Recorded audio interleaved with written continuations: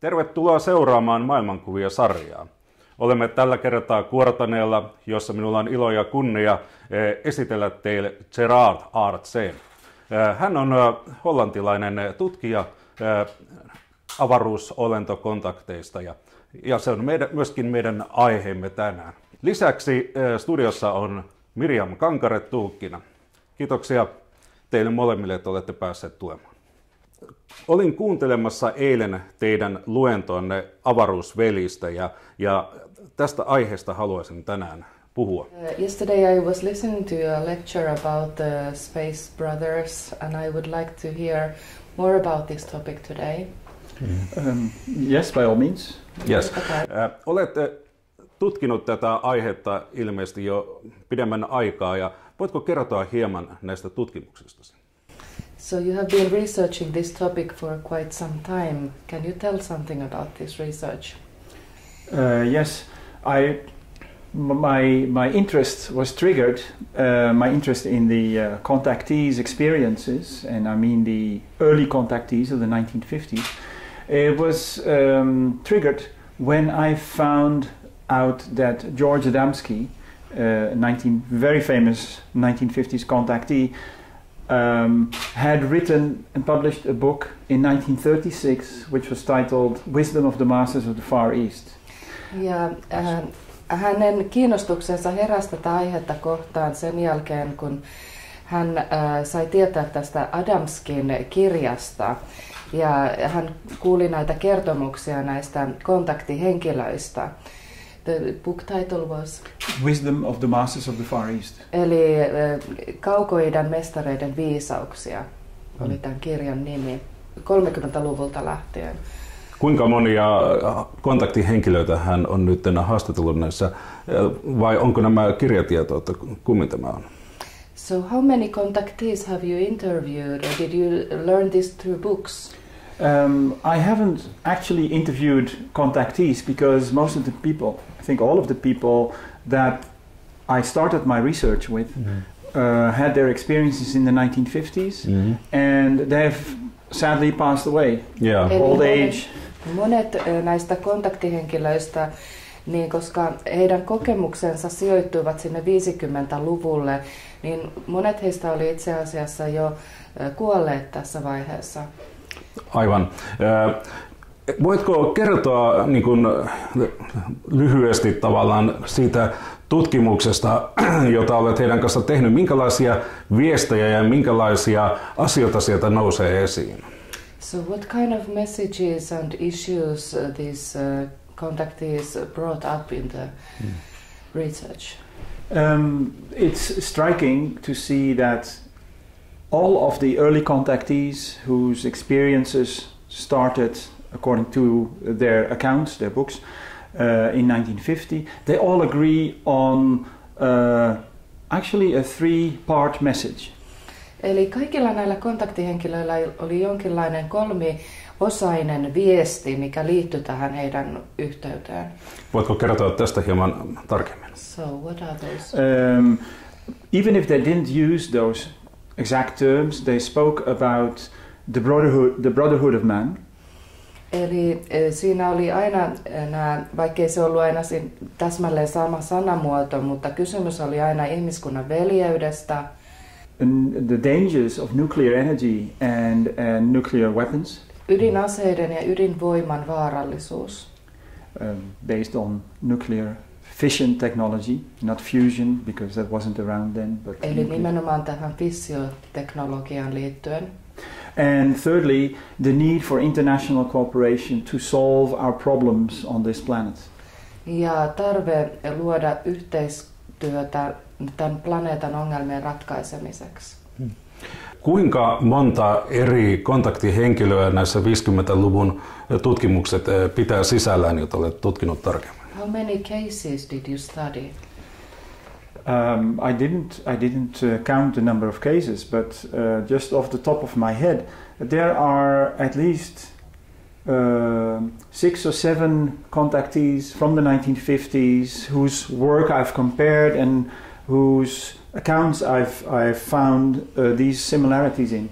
Eli tässä oli erityisesti kyse 6-7 50-luvun kontaktihenkilöstä, joiden välillä olen huomannut näitä yhdenmukaisuuksia.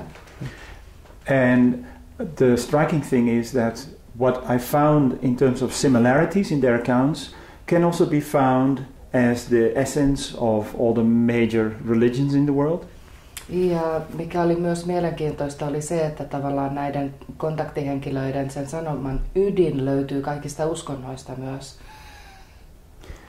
And it's also corroborated, confirmed by many later contactees and several, a growing number of dignitaries and officials. Ja tämä sama sanoma on niin kuin esiintynyt myös monien muiden niin kuin tähän aiheeseen liittyvien niin kuin edustajien tavallaan viesteissä, eli eri niin kuin tahojen kautta tullut tämä ihan sama asia. Voitko nostaa jonkun tietyn kontaktin henkilön ja tavallaan siihen koskemaan tutkimuksen niin kuin lähempään tarkasteluun, että kerrotaan hieman tarkemmin jostakin erityisestä kontaktitapauksesta? Is there a special contactee case that you would like to elaborate on? They all have their peculiar and interesting facets. What struck me as, and who struck me as the bravest really, and the most steadfast of the contactees was George Adamski. Mm-hmm. Ja minun mielestäni nimenomaan tämä George Adamski oli semmoinen hyvin rohkea ja hyvin niin kuin tämmöinen sinnikäs totuuden etsijä näissä asioissa, ja hän oli niin kuin mennyt pisimmälle siinä omassa työssään kontaktihenkilönä. And there is also a Dutch contactee from a little bit later, mid-1960s, whose account included a fascinating amount of detail about life on the planet of his contact. Ja sitten oli toinen hollantilainen kontaktihenkilö, jolla oli hyvin mielenkiintoisia seikkaperäisiä tietoja esimerkiksi elämästä toisella planeetalla. Voitko kertoa tästä aiheesta vähän lisää? Could you tell more about this particular case? The one from Holland? Yes. The contactee, his name was, his pseudonym actually was Stefan Den Aarde, which is a pseudonym that if you read it correctly it means Steve from the Earth. Eli tämän kontaktihenkilön nimi oli Stefan Den Aarde. Den Aarde, okei, so siitä, anteeksi, niin siis, että hänen nimi tarkoitti niin kuin Stefan maasta. Mm-hmm. His real name was Adrian Beers. Ja hänen todellinen nimensä oli Adrian Beers. And he was the director of the Dutch import company of the Swedish Scania trucks. He was a successful businessman. Eli hän oli itse asiassa menestyvä liikemies, joka toi maahan näitä Scanian kuorma-autoja. He was sailing his yacht. He was a successful businessman. He was sailing his yacht on waters in the south of Holland when his ship bumped into something that was half underwater. It was at night. Ja hänelle kävi niin, että hän oli jahtiaan niin kuin purjehtimassa siellä merellä ja yhtäkkiä hän yöllä törmäsi johonkin, joka oli puoliksi niin kuin vedenpinnan alapuolella. To cut a long story short, it's fascinating. I don't know if his book was translated into Finnish. The submerged thing was a UFO. Ja nyt vaan lyhyesti sanottuna niin kävi ilmi, että tämä oli UFO, tämä vedenpinnan alla oleva laite. Ja because he offered to help, in exchange they offered to show him life on their planet through images and some kind of radiation. Ja kun hän tarjoutui auttamaan, niin nämä olennot tarjosivat vastapalvelukseksi mahdollisuutta niin kuin nähdä kuvia heidän planeettansa elämästä niin kuin siinä avaruusaluksen jollain screenillä. And what they showed him was a planet that lived in for what they showed him in harmony in terms of meeting the needs, the basic needs of all the people on the planet. Ja mikä tässä oli kaikkein kiinnostavinta tässä planeetassa oli se, että se heidän järjestelmä perustui siihen, että kaikkien tarpeet täytettiin, mitä tuli ravintoon ja perustarpeisiin. Eli siellä oli, se oli harmoninen ympäristö. The whole planet was organized, social life, the whole society was organized so that nobody lacked food, housing, healthcare, education. Ja siellä oli nimenomaan nämä perusasiat niin kuin laitettu niin, että kaikilla oli niin kuin mahdollisuus koulutukseen, asuntoon, terveydenhuoltoon ja ruokaan. Ja sosiaaliset asiat oli niin kuin... Housing was free, but also the artifacts that you need, tables, furniture, etc. is free. Transportation is free. Everybody worked for the good of all and the betterment of all. Eli kaikki niin kuin annettiin tavallaan ilmaiseksi ja asukkaat, niin kuin nämä henkilöt, niin tekivät töitä yhteisen hyvän eteen. And what struck me also was how detailed his account was and how much it was similar to the less detailed accounts of the contactees of the 1950s from America. Ja tämä oli niin hienosti esitetty, että tämä myös muistutti hyvin paljon niin kuin sitä 50-luvun kontaktihenkilöiden niin kuin näitä sanomia. Jos ajatellaan näitä sanomia ja mikä oli 50-luvun kontaktihenkilöiden ajatus siitä, että minkä takia juuri he näkivät näitä ufoja ja miksi suuri yleisö ei nähnyt? Oliko tässä jotain selitystä? What was the idea of these 50s contactees for what was the reason behind them being the contactees and not other people? That's difficult to establish. I think what the visitors from space need, what they look for, is people who are open-minded enough and not inclined to fear, to be open to the new and to look beyond their own horizons.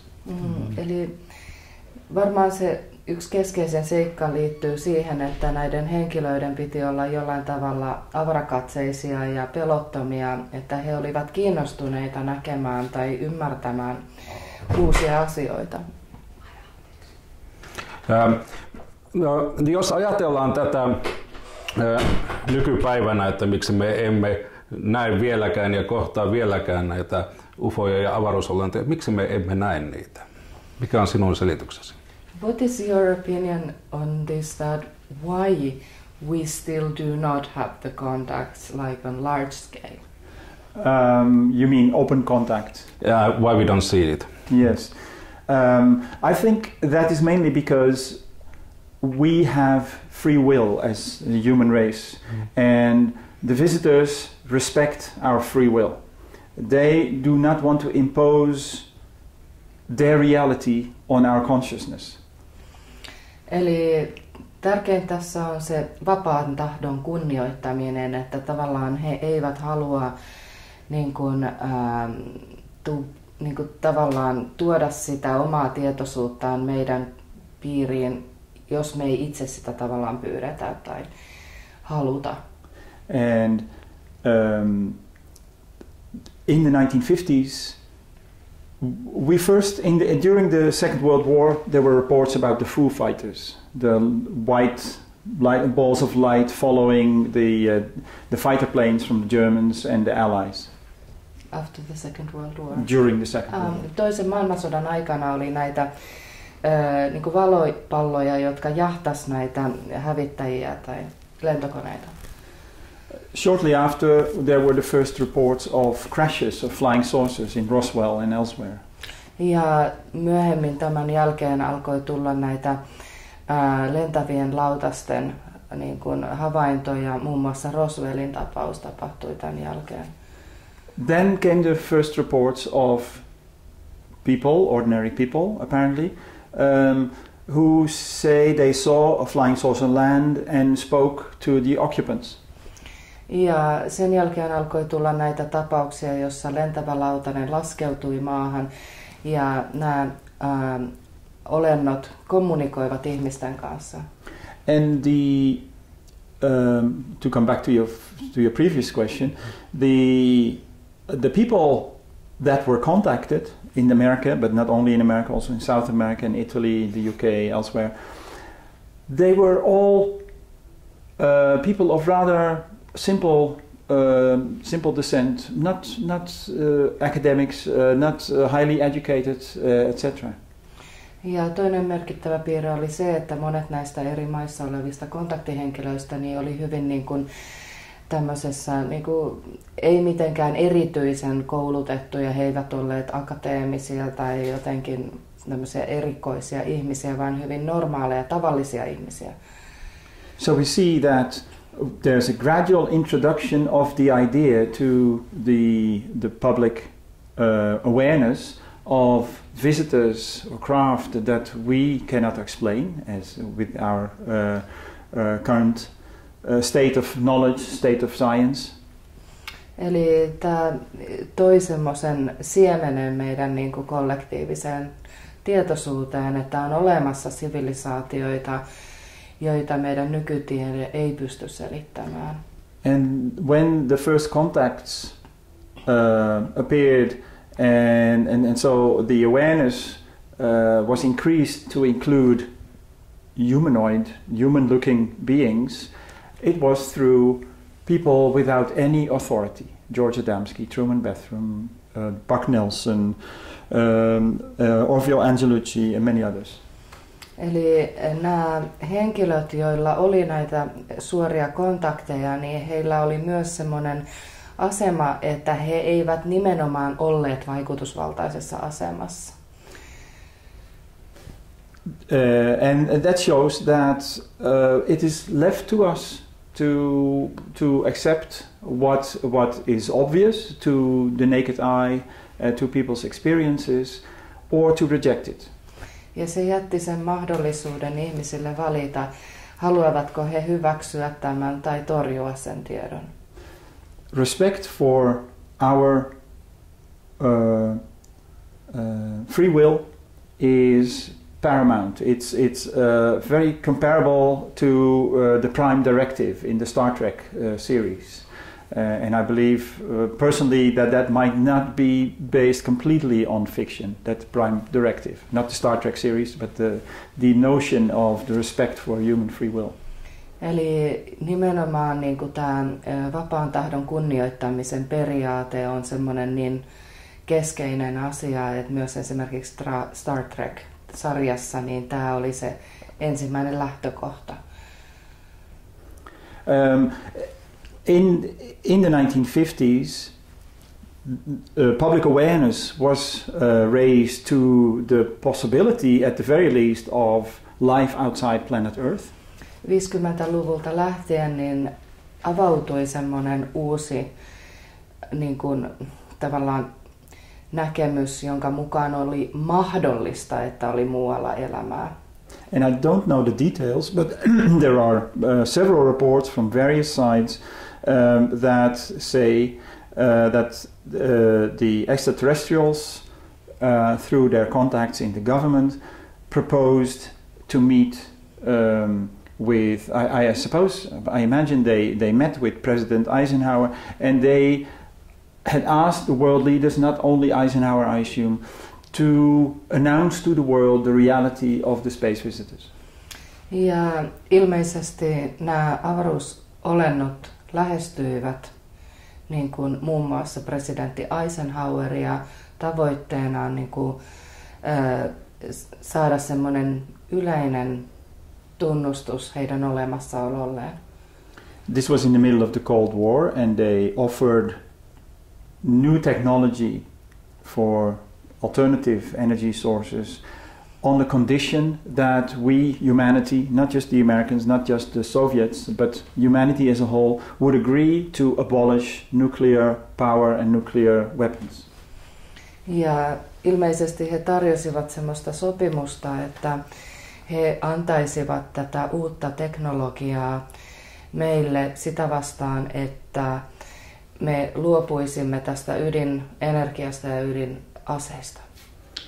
We are always offered opportunities. We don't always take them as individuals or as the human race. So the offer was declined. Neither side, the Americans or the Russians, wanted to relinquish their newly gained powers, nuclear powers.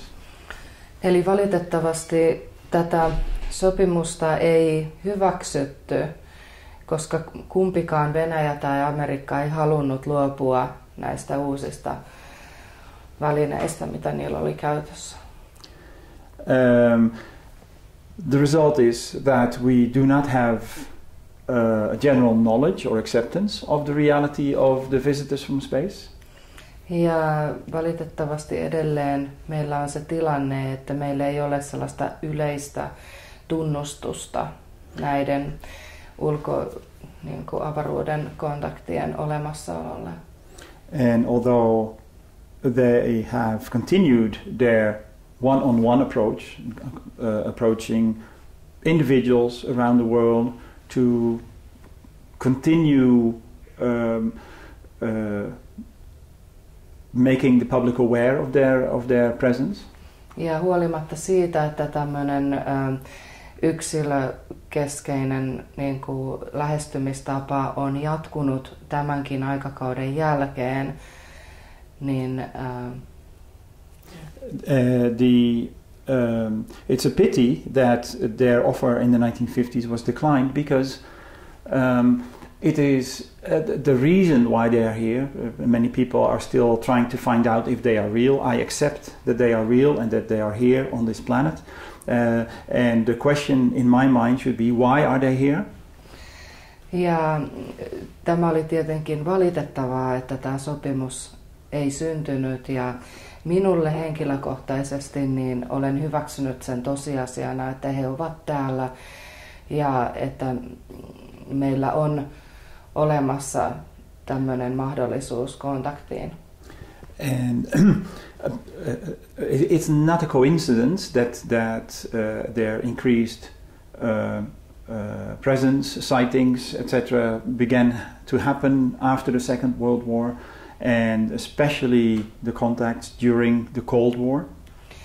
Ja ei ole sattumaa myöskään, että nimenomaan nämä kontaktit alkoivat esiintyä just silloin toisen maailmansodan jälkeen ja erityisesti kylmän sodan aikana lisääntyivät. Because we have arrived at the point where humanity, as this kingdom in nature on this planet, needs to begin to give expression to its oneness as a race, as a species on this planet. Koska olemme tulleet siihen kohtaan, että meidän tulisi alkaa kunnioittamaan tätä ykseyden periaatetta niin kuin ihmiskunnan kokonaisuudessa. And we can see why that is so important at this time, because we have the powers to destroy ourselves. Ja ymmärrämme sen tärkeyden sitä kautta, että nykyisin meillä on oikeastaan niin kuin valta myös tuhota itsemme. and not only destroy ourselves, but even blow up the planet. Ja ei ainoastaan niin kuin pyyhkiä ihmiskuntaa planeetan pinnalta pois, vaan itse asiassa niin kuin tuhota koko planeetta. And according to the wisdom teachings that keep a record of humanity's long history on this planet, that is unique in the history of mankind. Ja näiden vanhojen viisaiden perinteiden mukaan tämä tilanne on uusi, koska aikaisemmin meillä ei ole ollut tätä mahdollisuutta. The world has never been so divided. Maailma ei ole koskaan ollut näin jakautunut. It is a result of humanity's history, but especially over the past 2000 years. Se on seurausta ihmiskunnan historiasta, mutta erityisesti tästä viimeisen 2000 vuoden jaksosta. Because in the past 2000 years, humanity has developed the qualities of individuality and idealism. Ja erityisesti tähän 2000 vuoden jaksoon liittyy tämmöinen, että me ollaan kehitytty yksilöllisyydessä ja individuality and idealism. Ja idealismissa. These are the qualities of the energies of the constellation of Pisces. The past 2000 years we were in the age of Pisces. Ja nämä liittyy tähän kalojen aikakauden niin kuin tematiikkaan, nämä ominaisuudet. Me ollaan oltu siinä just tämän aikakauden aikana. These qualities are essential for humanity to be able to contribute each of our own individual qualities to the whole. Eli tämä idea on, että jokainen voi antaa ne yksilölliset ominaisuudet kokonaisuuden hyväksi. But we've now taken it to an extreme. Mutta tällä hetkellä sitä on viety liian pitkälle, se periaate on liian kärjistynyt. When we look at the world now, we need to compete for everything we need for life, food, housing, healthcare. In some countries is worse than other countries, but there's a competition going on a national scale and an international scale. Eli meillä on valitettavasti se tilanne, että monissa maissa on niin kuin tämmöinen niin kuin kilpailu kaikista perustarpeista. This competition, if we allow it to continue and if we keep believing that this is the best way we can relate to each other on this planet, will lead to increasing conflict and chaos. Eli jos me jatkamme tätä suuntaa, niin siitä on seurauksena lisääntyvä konflikti ja kaos. And this comes to a head now, comes to a climax, as we are beginning to move into the age of Aquarius. Ja nyt tämä on niin kuin tullut huippuunsa, ja kun alamme siirtyä tähän vesimiehen aikaan. The qualities of Aquarius are synthesis and unity. Ja vesimiehen ajan ominaisuuksia ovat synteesi ja ykseys. Historically and mythologically and through the wisdom teachings, we know that at the beginning of every new cosmic cycle, a teacher appears to reveal to humanity new aspects of our divinity, our inner divinity. Ja historiassa on ilmiö, jossa aina jokaisen aikakauden alussa ilmestyy opettaja, joka ruumiillistaa tavallaan näitä uusia arvoja ja auttaa meitä tavallaan saamaan kontaktin siihen sisäiseen jumalallisuuteen. This time is no different from previous times when we've seen Krishna and Buddha and Christ and Hermes and Hercules and many others. Ja tämä meidän aikamme ei poikkea näistä vanhemmista ajoista, jolloin meillä oli suuria maailmanopettajia keskuudessa, kuten Jeesus, Buddha, Krishna, Herkules ja niin edelleen. Because humanity's history on this planet goes back 18.5 billion years, according to the wisdom teachings. Ja viisaustraditioiden mukaan planeetan historia ulottuu 18 miljardin vuoden päähän. Tästä tullaan kysymykseen tavallaan tästä ihmiskunnan tietoisuudesta ja sen evoluutiosta. Mikä on sinun ajatuksesi ihmiskunnan tietoisuudesta ja evoluutiosta? Mikä sen tehtävä on? So this brings us to the concept of the evolution of consciousness of the planet. So what is your idea of this? Well, humanity, the human race, is only one vehicle of expression of the planet's consciousness. Eli ihmiskunnan tietoisuus on vain yksi aspekti tämän planeetan tietoisuudesta. So, and the most urgent field where the oneness of life and the evolution of consciousness needs to be expressed is humanity itself. Ja kaikkein tärkein alue, missä tämä tietoisuuden ilmentyminen niin kuin tapahtuu, on tietenkin ihmiskunta itse. And the divisions I just pointed at are show us how urgent it is that we realize that we on the inner planes, on the soul level, we are one human race. Ja nämä meidän väliset jakautuneisuudet ja kiistat osoittaa sen, kuinka välttämätöntä on oivaltaa tämä meidän, niin kuin meitä yhdistävä ykseyden taso niin kuin ihmiskuntana. As a planet, we are now halfway the incarnational experience of this particular planet, Earth. Ja tällä hetkellä me ollaan niin kuin planeetta Maan niin kuin inkarnaatiosyklissä keskivaiheilla. So we're not particularly advanced, but also not very primitive. Emme ole niin kuin tosi kehittymättömiä, mutta emme kuitenkaan tosi kehittyneitäkään, että me ollaan siinä keskivaiheella. And that's what makes this time so momentous in our history. Ja se tekee tästä ajasta niin kuin tavallaan käänteen tekevän. And unless we see the need to unite and recognize that we are one human family, we will destroy ourselves. Eli nyt jos me epäonnistumme tässä ykseyden oivaltamisessa, niin me päädymme tuhoon. We are all, each human being, we are all engaged on the same path of evolution in terms of consciousness. Eli me kaikki olemme osa sitä yhteistä tietoisuuden kehitystä. Some are ahead of us and others have not progressed as far as we are.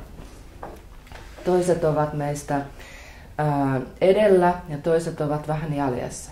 But eventually everyone will reach the same goal. Mutta lopulta kaikki tulevat saavuttamaan saman päämäärän. The goal on this planet is to be able to give expression to the divine spark that our soul is the vehicle for. Ja meidän tehtävämme on ihmiskuntana, ihmisinä niin kuin ilmentää sitä meidän jumalallista kipinää, jonka ruumiillistumia me olemme. The people who have reached that point are known as the masters of wisdom. Ja nämä mestarit, jotka ovat saavuttaneet tämän ymmärryksen, heitä kutsutaan viisauden mestareiksi. And they are able to express to a level of relative perfection their divinity. Ja heillä on kyky ilmentää tätä jumalallista identiteettiä niin kuin tietoisemmin. Fortunately, in our present predicament, a number of the masters who have lived in seclusion, away from out of our view, have returned to the world. Ja meillä on tällä hetkellä tilanne, että monet tämmöiset mestarit, jotka ovat eläneet eristyksissä ja pois poissa niin kuin näkyviltä, niin he ovat palanneet ja tulleet meidän keskuuteen opettamaan. They've never left the planet, but they lived in the isolated mountain and desert areas of the world. Eli he eivät ole koskaan niin kuin poistuneet planeetalta, mutta he ovat eläneet poissa niin kuin ihmisten keskuudesta, esimerkiksi vuoristojen ja aavikoiden alueella. One of this group of masters is known as the world teacher. He is also considered the master of all the masters. Ja eräs näistä mestareista, niin häntä kutsutaan maailmanopettajaksi. Häntä pidetään myös mestarien mestarina. And he will be the world teacher for the whole of the new age of Aquarius. Ja hänestä tulee uuden vesimiehen ajan uusi maailmanopettaja. According to Benjamin Graham, who is one of my sources as a student of the Ageless Wisdom. Eli Benjamin Grahamin mukaan, joka on eräs näistä Students of Ages of Wisdom yhdistyksen. The world teacher, whose name is Maitreya, will be announcing himself to the world any time now. Niin hänen mukaansa tämä maailmanopettaja, jota kutsutaan Maitreyaksi, niin tulee julistamaan itsensä maailmalle minä hetkenä hyvänsä. Nyt. He will give humanity at that time an experience of our oneness. Ja tähän tapahtumaan liittyy se, että tämä Maitreya tulee antamaan meille kokemuksen ihmiskuntana niin kuin meidän ykseydestä. At which time humanity will inwardly make the choice which way to go forward. The old way of competition and greed, or the way of the new age, synthesis, unity, cooperation. Ja siinä vaiheessa ihmiskunnalle avautuu se mahdollisuus tehdä valinta, kumpaan suuntaan he lähtevät, jäävätkö he tähän kilpailun ja ahneuden niin kuin vaiheeseen vai haluavatko he siirtyä siihen yhteistyön ja ykseyden niin kuin vaiheeseen. So you can see how momentous this time is in our history, in our history as a human race. Eli sitä kautta tämä meidän aika on hyvin niin kuin ratkaiseva koko niin kuin ihmiskunnan historian kannalta. And that is the reason why the brothers and sisters from space are here to support the masters of wisdom here, our elder brothers, and help us keep the planet intact. They do an enormous amount of work to neutralize toxins in our planet's atmosphere. They are preparing a new technology. People have no idea in which ways we are being helped. Ja nämä avaruusveljet, niin he tekevät valtavasti töitä sen eteen, että he haluavat tukea tätä positiivista kehitystä ihmiskunnalle ja myöskin ihan konkreettisesti auttavat esimerkiksi neutraloimaan myrkkyjä ilmakehästä ja muusta ympäristöstä. The importance for us is to see at present how much we have allowed the world and ourselves to be divided. Ja meidän tarkoitus on nyt herätä huomaamaan, kuinka paljon me olemme antaneet niin kuin tavallaan ihmiskunnan ajautua semmoiseen jakautuneisuuden tilaan. And that there is a very easy, very simple way out of this division. Ja että tästä jakautuneisuudesta on hyvin helppo ja niin kuin mahdollinen tapa niin kuin päästä eteenpäin. Maitreya, the world teacher, will show us that very simple solution. Ja Maitreya tulee näyttämään tämän yksinkertaisen ratkaisun. And he will say that once you make sure that everybody's basic needs are met, ja hänen viesti liittyy siihen, että kun kaikkien perustarpeet kohdataan, there will be no more need for competition or struggle, fighting. Eli sen seurauksena tämä tarve taistella ja konflikteihin niin kuin vähenee. And then we can begin, because everybody has a decent life and is able to express their own, develop and express their own talents and creativity to benefit all of humanity. Beginning with your family, your community, your society and world society. Eli siitä seuraa se, että jokainen yksilö niin pystyy antamaan oman panoksensa sille yhteiskunnalle ja yhteisölle. But as a world, we already agreed 70 years ago this year that everybody is entitled to adequate food, adequate housing, healthcare, education, provisions in case of need when you're out of work, etc. Ja jo 70 vuotta sitten niin meillä oli tämmöinen päätös, niin kuin maapallolla tehtiin tämmöinen jonkinlainen sopimus, joka liittyy näihin ihmisoikeuksiin, jossa niin kuin vaaditaan sitä, että kaikilla pitää olla asunto, ruoka, koulutus, perustarpeet ja hädänalaisessa tilanteessa autetaan. As a planet, as humanity, we know that this is essential because it's in Article 25 of the Universal Declaration of Human Rights.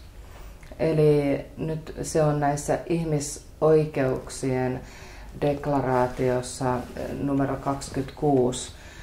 Tämä sama asia on ilmaistu.